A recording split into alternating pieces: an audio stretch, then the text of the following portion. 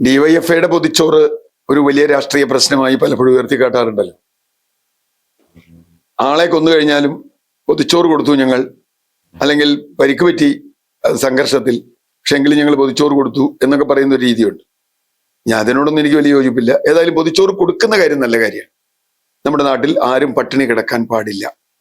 ആ അർത്ഥത്തിൽ എല്ലാവർക്കും, അത് ആര് കൊടുത്താലും, ഡിവൈഎഫ്ഐ കൊടുത്താലും യൂത്ത് കോൺഗ്രസ് കൊടുത്താലും സേവാഭാരതി കൊടുത്താലും, അവരോടൊക്കെ നമുക്ക് രാഷ്ട്രീയ അഭിപ്രായ വ്യത്യാസം ഉണ്ടാവാം, പക്ഷെ കൊടുക്കുന്നതിൽ തെറ്റില്ല. പക്ഷെ ചാരിറ്റിയാണ് ചെയ്യുന്നതെങ്കിൽ വലത് കൈ ചെയ്യുന്നത് ഇടത് കൈ അറിയാൻ പാടില്ല എന്നാണ് ചാരിറ്റിയുടെ അടിസ്ഥാന നിയമം. ഞങ്ങളിതാ ഇങ്ങനെ ആളുകൾക്ക് സംഭാവന കൊടുക്കുന്നു എന്ന് പറയുന്നതോടുകൂടി അതിന്റെ മൂല്യം ഇടിയുന്നു എന്നത് ഒരു കാര്യമാണ്. ഇപ്പൊ നമുക്കറിയാം, വീടുകളുടെ മേൽ, ലൈഫ് കൊടുക്കുന്ന വീടുകളുടെ മേൽ അതിന്റെ മുമ്പിൽ ഒരു സിമ്പിൾ, കേന്ദ്ര സർക്കാരിന്റെ ഒരു സിമ്പിൾ വയ്ക്കുന്നതിന് നമ്മൾ വളരെ ശക്തമായി എതിർത്തിരുന്നു. അത് തർക്കമുണ്ടായി കേരളത്തിൽ, അത് വെക്കണോ വെക്കണ്ടോ എന്നുള്ളതിനെ കുറിച്ച്. ഇടതുപക്ഷം അത് വെക്കണ്ടെന്ന് പറഞ്ഞ ആളുകൾ, തീർച്ചയായും അത് ശരിയുമാണ്.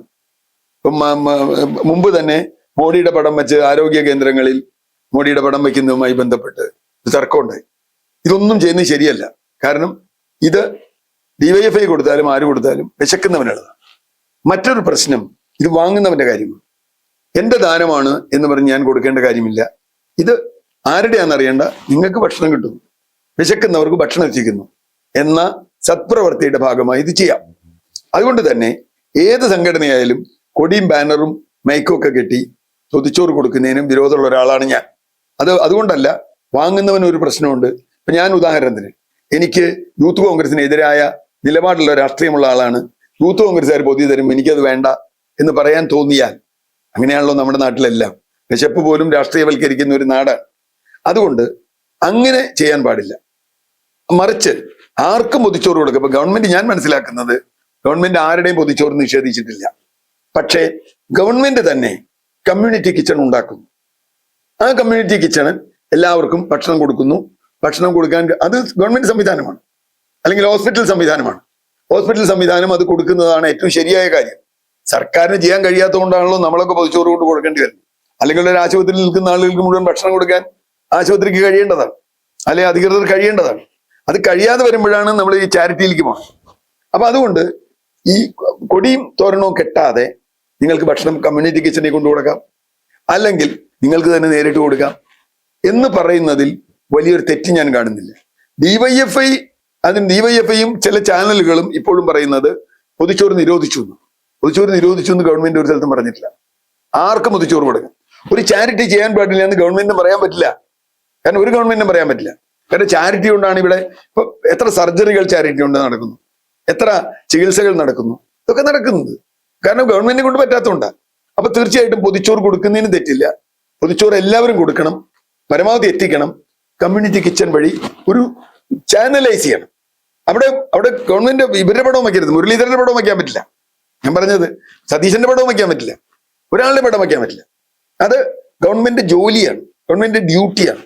ഗവൺമെന്റ് അങ്ങനെ എല്ലാവർക്കും കൊടുത്താൽ പിന്നെ പൊതിച്ചോറിന്റെ രാഷ്ട്രീയം എങ്ങനെ വരും? പൊതിച്ചോറിന്റെ രാഷ്ട്രീയം എന്ന് പറയുന്നത് വിശക്കുന്നവൻ ഭക്ഷണം കൊടുക്കുന്ന രാഷ്ട്രീയമാണ്. ഇപ്പോ ഡിവൈഎഫ്ഐ കൊടുക്കാത്തടുത്ത ആളുകൾ പട്ടിണി കിടക്കുന്നില്ലേ? ഇല്ല എന്ന് പറയാൻ പറ്റും. എല്ലാ സ്ഥലത്തും ഡിവൈഎഫ്ഐക്ക് കൊടുക്കാൻ പറ്റുമോ? എല്ലാ സ്ഥലത്തും യൂത്ത് കോൺഗ്രസിന് കൊടുക്കാൻ പറ്റുമോ? പറ്റില്ല. അപ്പോ എല്ലാവർക്കും കിട്ടുന്നു എന്ന് ഉറപ്പാക്കേണ്ട ഒരു പൊതു സംവിധാനം ഒരു ആശുപത്രിയിൽ ഉണ്ടാക്കി എന്നുള്ളത് ഒരിക്കലും തെറ്റല്ല എന്ന് തന്നെയാണ് ഞാൻ കരുതുന്നത്.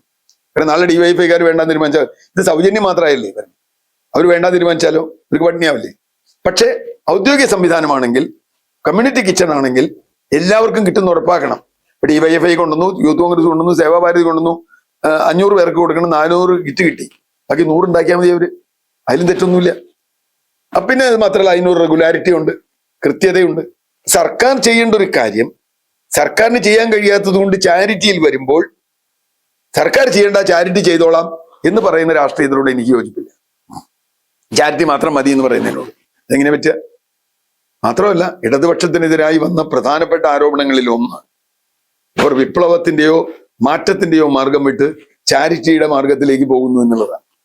ചാരിറ്റി ഒരുപക്ഷെ ഒരു ആഗോളവൽകൃത സമൂഹത്തിൽ ചാരിറ്റി അനിവാര്യമല്ല എന്നും ഞാൻ പറയുന്നില്ല.